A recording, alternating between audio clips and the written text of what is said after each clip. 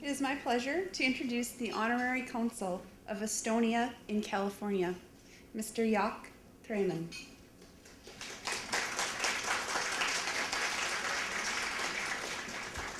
Well, thank you. Well, distinguished, distinguished politicians, visitors, and guests, and Michael, it, it, it's really a pleasure to have a neighbor, a good neighbor, after all this time. I asked Michael if I could say a few words simply because I've been serving as honorary consul since 1986, which makes me either the dinosaur of the Estonian Foreign Ministry or by default the historian. And the remarks that I wanted to make were to Michael, but also a reminder to all of us about what a remarkable organization Michael has joined. The Estonian Foreign Ministry is young as far as foreign ministries are concerned, but during less than 100 years, it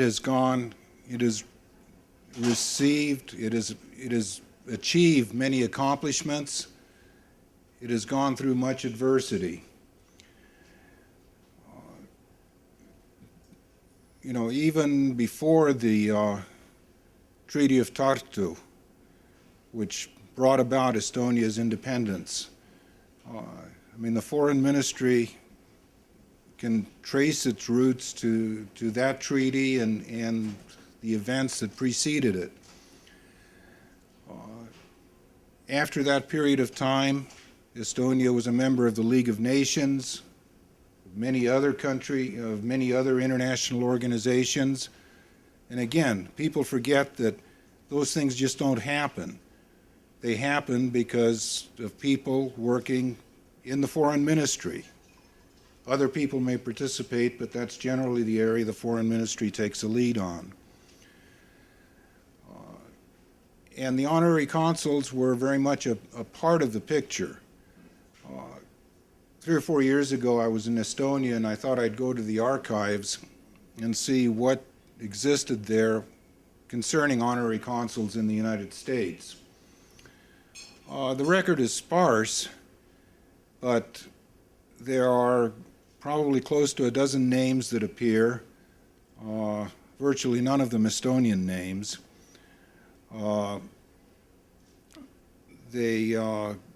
And there are good notes and bad notes in there. A couple of people were removed because they weren't doing anything. I know Michael's not going to be in that category because I've already seen him in action. But the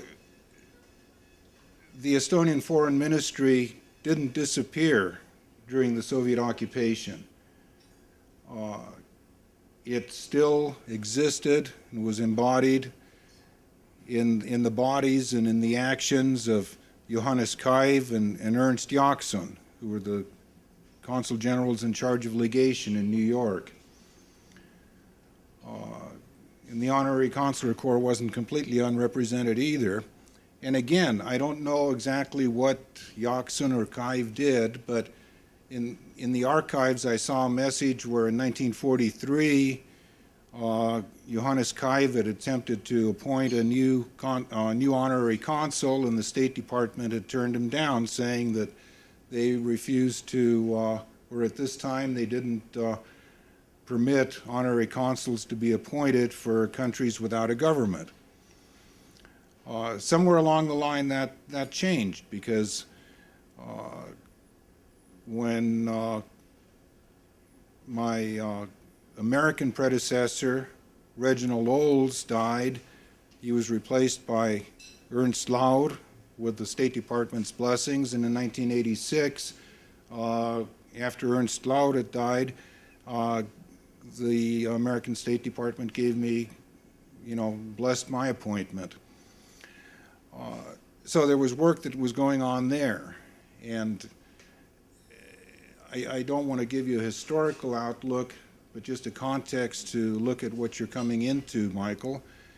And since regaining independence, since the reacquisition of independence, again, the foreign ministry has been in the forefront of implementing technological improvements, because in the early 1990s, I was telling my members of the Los Angeles Consular Corps about the technology that our foreign ministry was employing, and the British and the French and the Spaniards, they were all flabbergasted and jealous.